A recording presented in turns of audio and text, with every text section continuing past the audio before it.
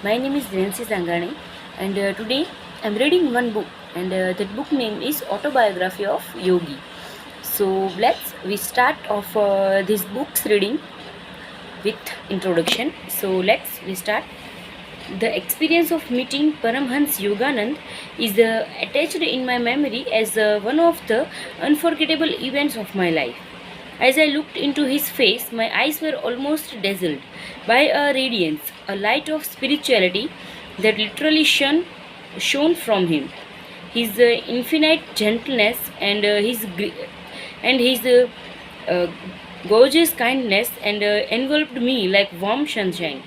I could see that his understanding and insight extend to the most mundane of problems.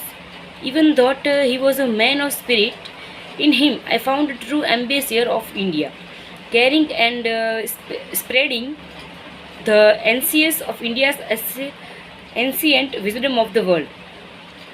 To those who were personally acquainted with Paramhansa Yoganand, his own life and being were a convincing uh, testimony to the power and authenticity of the ancient wisdom he present to the world. Countless readers of his biography and have attracted to the persons in its page of the same light of spiritual authority that radiated from his person, hailed as a masterpiece when it first appeared in print 1705 years ago. The book set forth not only story of a life of unmistakable greatness, but a fantastic introduction to the spiritual thought of the East. Especially, it's a unique science of direct personal communication with God, opening up to the Western public a realm of knowledge hitherto accessible only to a few. Today, autobiography of a yogi is recognized around the world as a classic of spiritual literals. In this introduction, we would like to share some of the book's extraordinary history. The history of the development and publication of this book is an extraordinary one. The writing of the work had been proceeded long ago.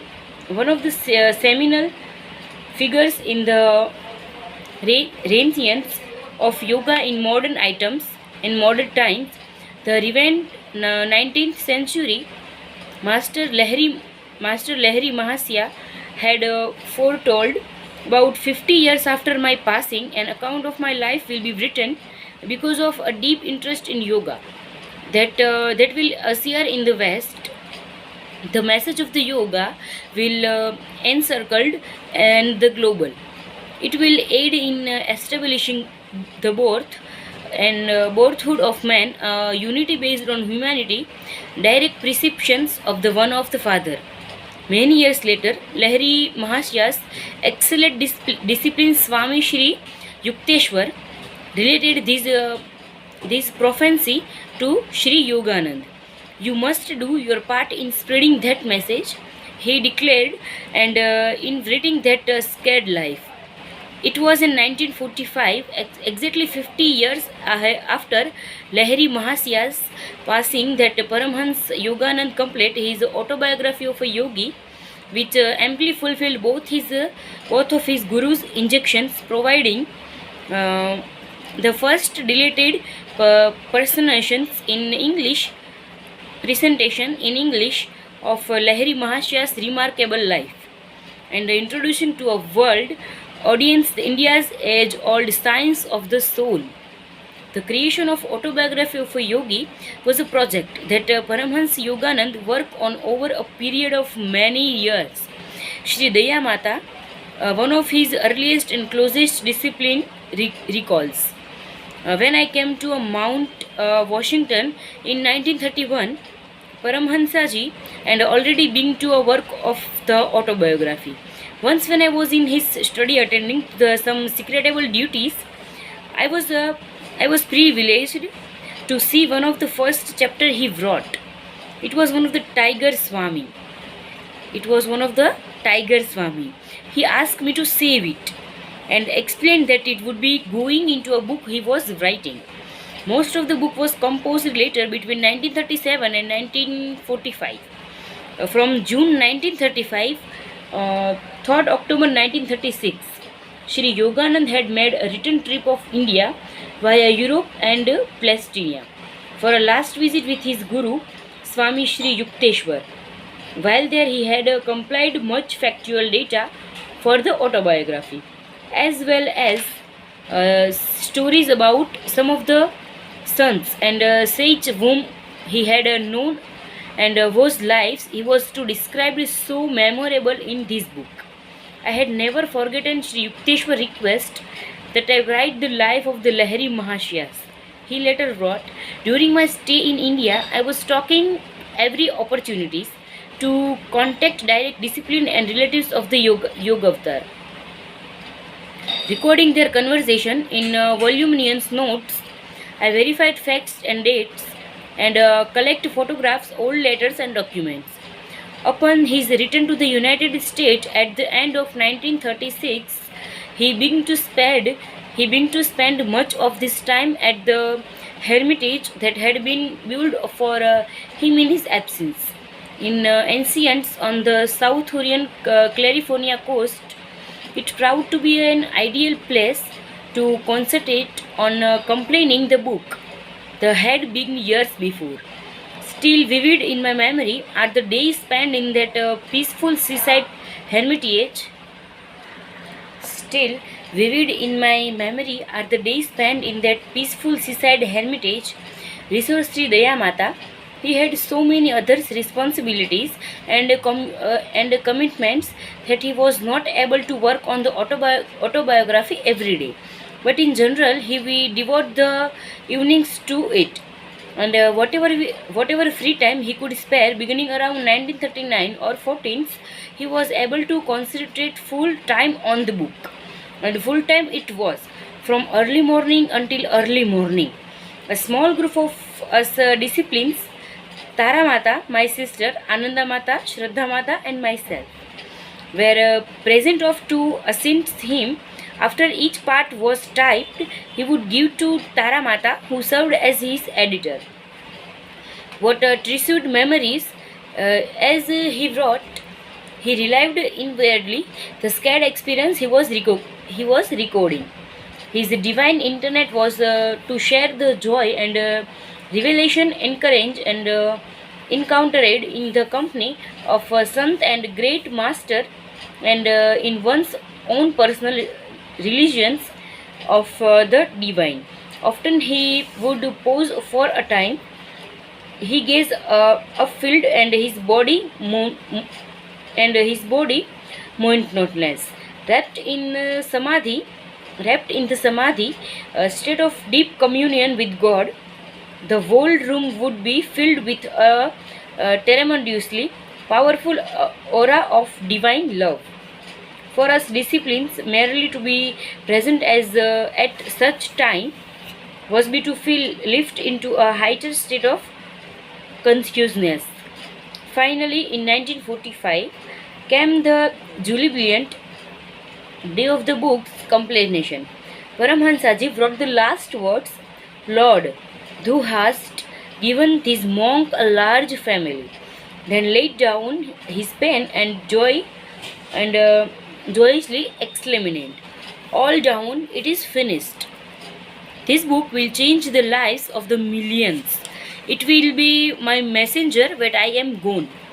In the become Tara Mata's responsibility to find a publisher, Paramhansa Yoganand had met Tara Mata while conducting a series of lecture and classes in San Francisco in 1924. Possessed of the rare spiritual insight to become one of the small circle of his most advanced disciplines, he held her editorial abilities in higher esteems and used to say that she had one of the most brilliant mindset and minds of anyone he had ever met. He appreciated her vast college and her vast knowledge and understanding of India's spiritual wisdom, and remarked one of the oceans, expecting my great Guru Sri Yukteswarji, there is no one with whom I have more enjoyed talking of Indian philosophy. Taramata took at manuscript to New York City, but finding a publisher was not an easy task. As can often be observed, the true stature of a great work may not at first be recognized by those of a more conventional cast of mind, despite the newly born atomic age having enlarged the collective consciousness of humanity with a growing and understanding of this stable unity of matter, energy, and thought. He published of the day were hardly ready for such chapter as materializing a place in the Himalayas and the Sant with two bodies. For a year, Taramata lived a sparsely furnished, unheated, cold water flat while making the rounds of publishing house, and last she was able to send a cable with news of success. The Philosophical Library, a respected New York publisher, had expect the autobiography of publication. What he what has done for this book I cannot begin to describe, Sri Yoganand said, but for her, the book would never have gone through. Shortly before Christmas 1946, the long-awaited books reached Mount Washington's, the presentations of yoga. Wrote Columbia University Press in Review of Religions. The New York Times proclaimed it a rare account. Newsweek reporters. Yoganand's book is rather an autobiography of the soul than of the body. It is a fascinating and clearly enunciated study of the religion of the way of life. Ingenuously described in the lush style of the Orient. With the translation of the book into other languages, many more reviews being appearing in newspaper and periodicalistic around the world. A second edition was quickly prepared, and in 1951, a third. In addition to receiving and updating quotations of the text and deleting some passage describing organizational activities and plans that were no longer current. Paramhansa Yoganand added a final chapter, one of the longest in the book, covering the years 1940 to 1951. In a footnote to the news chapter, he wrote much new material in chapter 49 has been added to the third edition of this book in 1951. In response to requests made by a number of readers of the first two editions, I have answered in this chapter various questions about India, yoga, and Vedic philosophy. I have been initially moved. Sri Yoganand wrote in an author's note to the 1951 edition to receive letters from thousands of readers. Their comments and the fact of that the book has been translated into many languages encourage me to believe that he West has found in these pages an affirmative answer to the question: has the ancient science of yoga any worthwhile place in the life of the modern man? With the passing years, thousands of readers became millions, and the enduring and universal appeal of autobiography of Yogi has become increasing apartment. 75 years after the book was first published, it is still appearing on metaphysical and inspirational bestseller list, a rare phenomenon available in many translations, and also as an audiobook narrated by Sir Ben Kingsley, and as in ebook. It is also widely used in colleges and universities all over the world in course ranging from Eastern philosophy and religion to English lecturer psychology, sociology, uh, anthropology, history, and even business management. An award-winning documentary film, Awake the Life of Yoganand, was released in 2014 and has brought many of the stories from the autobiography of cinema audience and worldwide. As predicted more than a century ago by Lahiri Mahashyas, the message of yoga and its ancient traditions of meditation has indeed encircled the globe. Perhaps best known his autobiography of a yogi, which later revision made by an author in 1951 were intended to appear in the fourth American edition. At the time, he wrote an autobiography of a yogi were vested in a New York publishing house. In 1946, in New York, each page of the book had been made into a electrotype plate, and consequently, to add even a comma required that the metal plate of an entire page be cut apart and resoldered with a new line containing the desired comma. Because of the expenses involved in resolding many plates, the New York publisher did not include the fourth edition and the author's 1951 revisions. In late 1953, Self-Realization Philosophies, bought from the New York publisher, Alright in Autobiography of Yogi, SRF repeats and reprints the book in 1954 and 1955, but during those 2 years, other duties prevent of SRF additional departments from undertaking the formidable task of incorporating the author's revision of the electrotype plates. The work, however, has been accomplished in time of the seventh edition. Perhaps best known for his autobiography of a yogi, which has inspired countless millions around the world, writes the metaphysical general New Fountainer Paramhansa Yoganand, like Gandhi, brought spirituality into the mainstream of society. It is reasonable to say that Yoganand did more to put the word yoga into our vocabulary than any other person. Not at Harvard University, religion scholar Dinah L. Isike echoes his observation when she wrote in her book A New Religious America, published in 2001.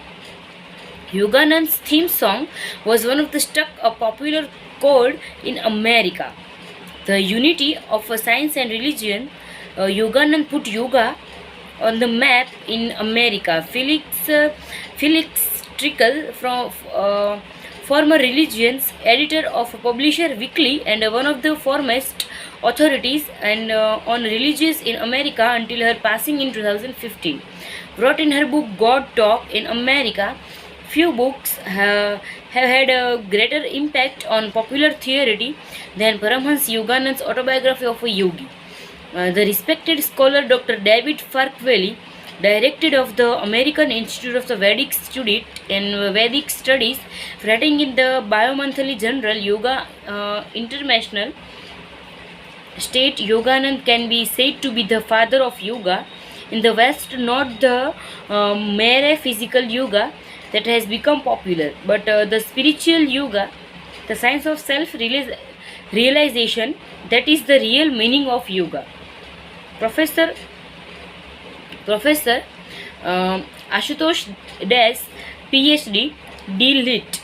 of Kolkata University, declared autobiography of a yogi is regarded as an unpatient of the new age. It has satisfied the spiritual thirst of truth seekers throughout the world. We in India have watched with wonder and fascination the phenomenal spread of the popularity of this book, India's Sons and Philosophy. We have felt great satisfaction and pride that the immortal nature of the Indian Sanatan Dharma. The internal laws of truth has been stored in golden caracal autobiography of a yogi. Even in the former Soviet Union, the book appreciably made a deep impression on the relative few who had access to in it under the communication regime. Just, Justice V.R. Krishna Iyer, former judge of the Indian Supreme Court, tells of visiting a tower near St. Petersburg and asking a group of professors there whether they had thought about what happens and dies. One of the professors quaintly went inside and came out with a book, philosophy and autobiography of a yogi. I was surprised. In a country ruled by the materialistic philosophy of Marx and Lenin, here is an official of a government institute showing me Paramhans Yoganand's book. Please realize that the spirit of India's is not alien to us. He said, we accept the authenticity of everything recorded in this book. In the recent year, the book has been hailed by booksellers, reviewers, and readers alike as one of the most different and one of the most influenced spiritual books of modern times. In 1999, HarperCollins panel of authors and scholars autobiography of a yogi was selected as one of the 100 best spiritual books of the century. And his this 50 spiritual classic with the realized in 2005. Tom Bolter Brown wrote that book was justifiable celebrated and as one of the most entertaining and enlightening spiritual books ever written. In the book's final chapter, Paramhans Yoganand writes of the profound assurance which has been affirmed by saints and sage of all the world's religion down throughout the age. Good God is love. His plan for creation can be rooted only in love. Does not that simple thought, rather than ardent reasoning, offer slown to the human heart? Every sant who has penetrated to the core of reality has testified that a delivered university plan exists, a universal plan exists, and that it is beautiful and full of joy. It is our hope that all readers of this book inspiring work, those who are encouraging it for the first time, as well as those for whom it has become a long characterized company on life's path, will find their own souls opening to a deeper faith in the transcendent truth that lies at the heart of life's seeming mysterious and the internal law of righteousness. The flag of independent India, 1947, has bands of deep saffron, white and dark green. The navy blue Dharam Chakra, while of the law, is a reproduction of the design appearing on the Saranth stone pillar architected in the 3rd century by Emperor Ashoka. The while was chosen as a symbol of internal law of righteousness and additionally as an honor to the memory of the world's most illustrious monarch. His region of the 4th years is without a parallel in history. Write the English historian H.G. Rebellions. He has been compared at various time to Marcus Aurelius, St. Paul, and Constantine.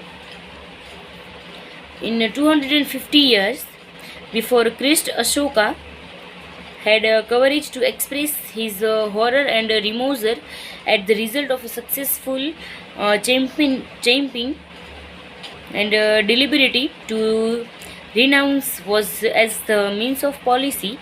Uh, Ashoka inherited domains include India, like Nepal, Afghanistan, and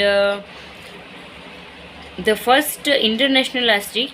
He sent religious and cultural missions with many gifts and blessings to Burma, Ceylon, Egypt, Srida, and Macedonia.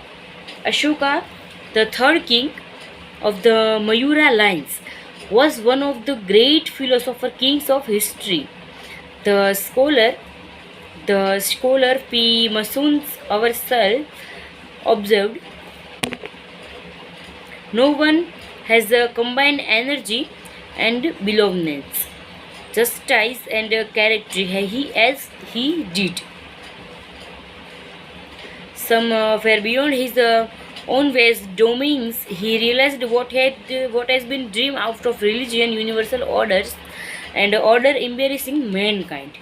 Dharma aims has the happiness of the all creators. In this book, editors of some pillars surviving to this day, Ashoka loving advice the subject of his fair fooling empire that modern India, aspiring to renew the ambitious and prosperity for the malicious and all the land, pays homage in her new flag of them money of Ashoka and Sarvajin deer of the goats. So let's we start about this book's first chapter, and this book first chapter is my parents and early life. The characteristic features of Indian culture have long been a search for ultimate varieties and the concomitants discipline guru relationship. And my own path led to a Christ like says his beautiful life was a childist for the ages. He was one of the great masters who are Indians' truest wealth, emerging in every generation. They have bulwarked their land against and the fact of innocent Egypt and Babylonia. I find my earliest memory converting the anachronist features of a previous incarnation. Clear recollection came to me of a distant life in which I had been yoga aimed the Himalaya snows. This is a glimpse of the past by some dimensional link also affordable me a glimpse of the future. I still remember the helpless humilities of infancy. I was respectfully conscious of being unable to walk and to express myself freely. Prayerful surges across within me as I realized my bodily imponence. My strong emotion life was mentally expressed in the world of many languages. Like aimed in a quite confusion of tongues, I gradually become exhumated and to hearing the Bengali syllabus of my people. The religious scope of an initiant's mind, adequately considered to be limited to the toys and toys. Psychological, permanent, and my unresponsive body brought me to many obscene carrying splats. I recall the general family, bereavement, and my desires, happier memories. To crowd in the on me, my mother's careers and my first attempts at lisping farce and to-do list and to-doing step, their early trumps usually forgotten quickly, are yet a natural basic of a self-confidence. My fair-reaching memories are not unique. Many yogis and many yogis are known to have retained their and their self-consciousness without interpretation by dramatic transition to the two and from life and death. If man be slowly a body, it lost intent and his identify. But if far-fetched down of the millenniums speak with truth, man is essentially a soul, incorporeable and omnipresent. Although odd clear memories of financial and are not extremely rare. During travels in numerical lands, I have had very early recollection from the lips of various men and women. I was born on January 5 in 1893 in Gorakhpur in northeast Indian near Himalaya mountains. There are first 8 years were passed. We were 8 children for boys and for girls. I uh, I Mukanand Lal Ghosh was the second son of the fourth child. Father and mother were Bengalis of the Kshatriya caste. Both were blessed with sensitive nature. Their manual love, tranquil and dignified, never expressed itself frivolously.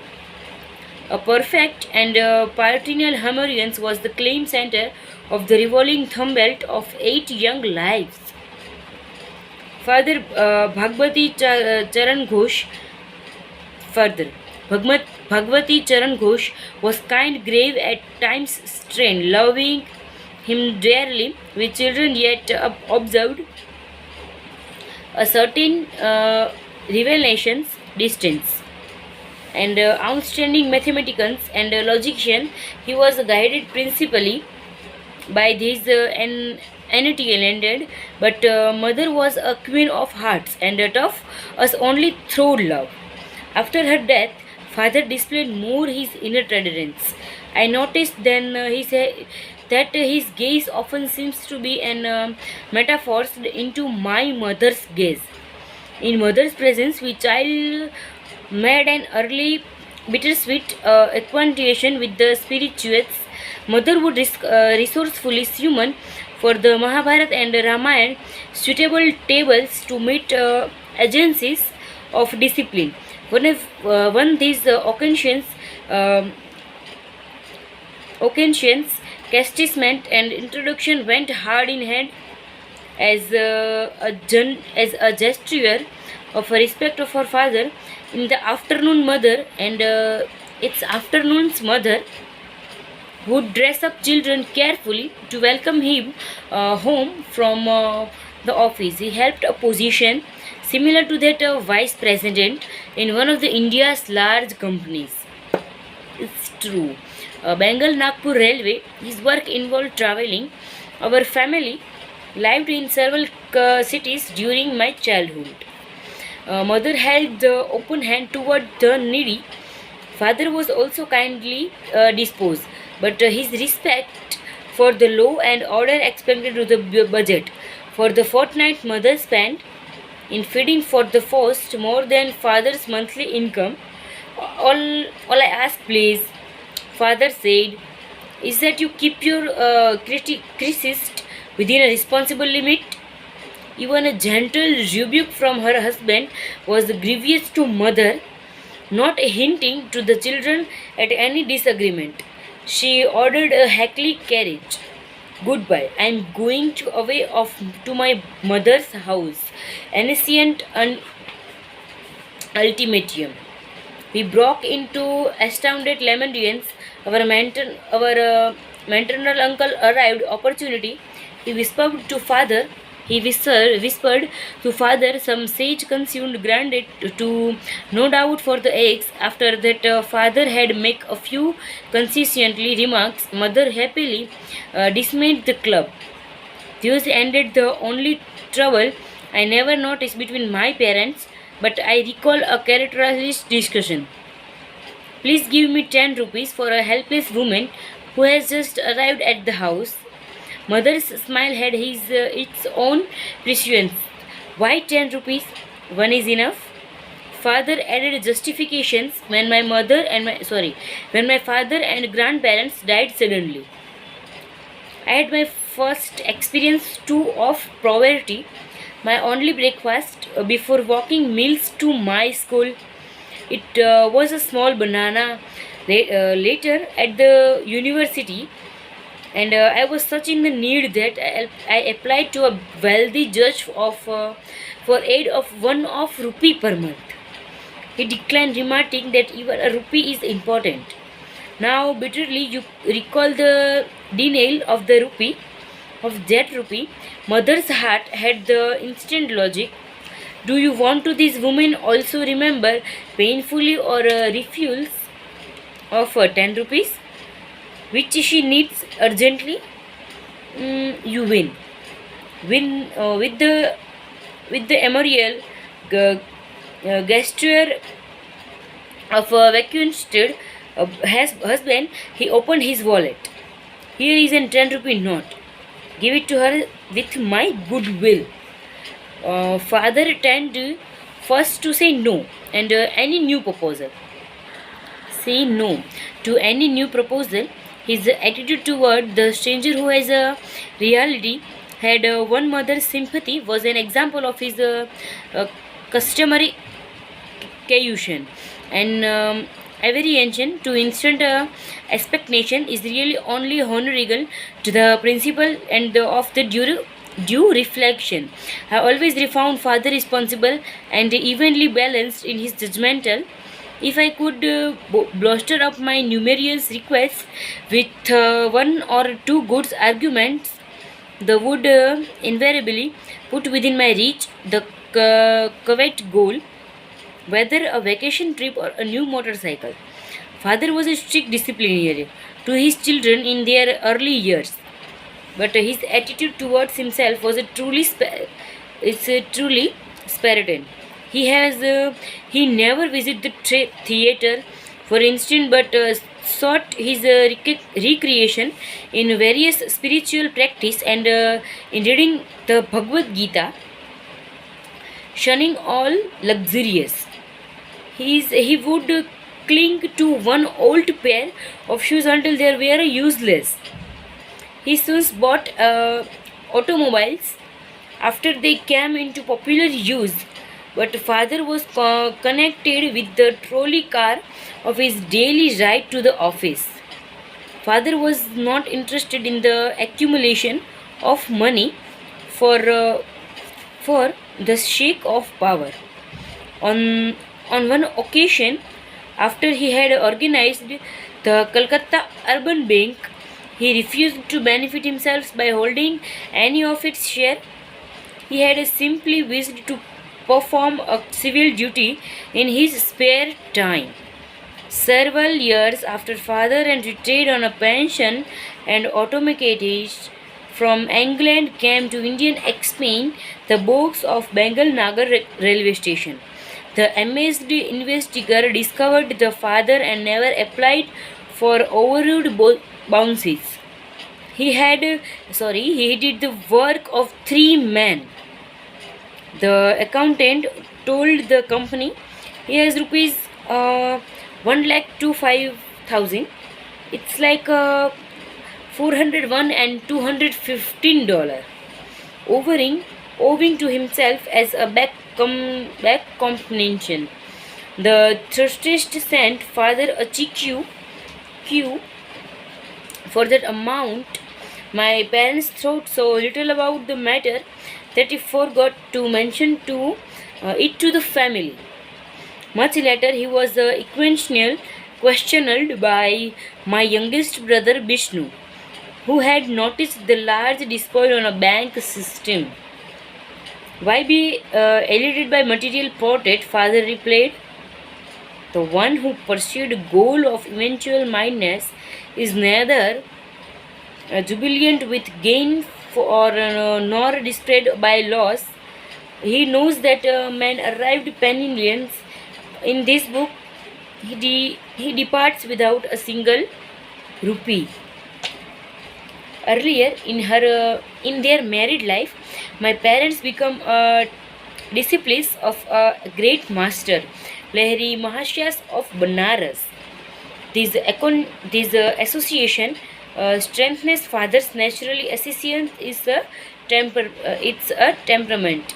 Mother once made a remarkable admonition to my eldest sister Roma. Your father and I slept together as a man and wife only, once a year, for the purpose of having children. Father man Father met Lahiri Mahasya's thought Abhinayans Babu, and employee of a branch line of Bengal Nagpur Railway. In Gorakhpur, Avinash Babu structured my young years with an engrossing table of many Indian sons. He invariably concluded with a tribute to the spiritual and to the superior glories of his own guru. So, did you ever fear the extraordinary circumstances under which your father became a disciple of Lahiri Mahasyas? It was one of the lazy summer afternoon. As Avinash and I sat together in the compound of my home, as Avinash, and that he puts these integrity questions, and I shook my head with a smile of anticipation. Years ago, before you were born, I asked my superior officer, your father, to give me a week's leave from my office duties on order to visit my guru in Banaras. Your father ridiculed my plan. Are you going to become a religious fantastic? He inquired constituents of your after work, office work, is you want to forget ahead. Sadly, walking home along Woodlands path that day, I meet your father in Planikuan. He dismounted his serval and conveyance and fell into step by beside me. Seeking to console me, he pointed out the advantages of striving for a worldly successful, but I heard some him listlessly. My heart was repeating, Lahiri Mahasyas, I cannot live without seeing you. Oh, our path took us to exist from a tranquil field where the rays of the late afternoon sun were crowing the fell and crowing the tall rippled of the wild grass. We posted administration there in the field only a few yards because from us, the from of my great guru suddenly avoid Bhagmati, you are too hard on employees. His voice was resonant in our soundtential ear. He vanished as mysteriously as he had come. On my knees, I was exclaiming, Lahiri Mahasyas, Lahiri Mahasyas. For a few moments, your rider was a monotylians with stupefactions. Thank you so much.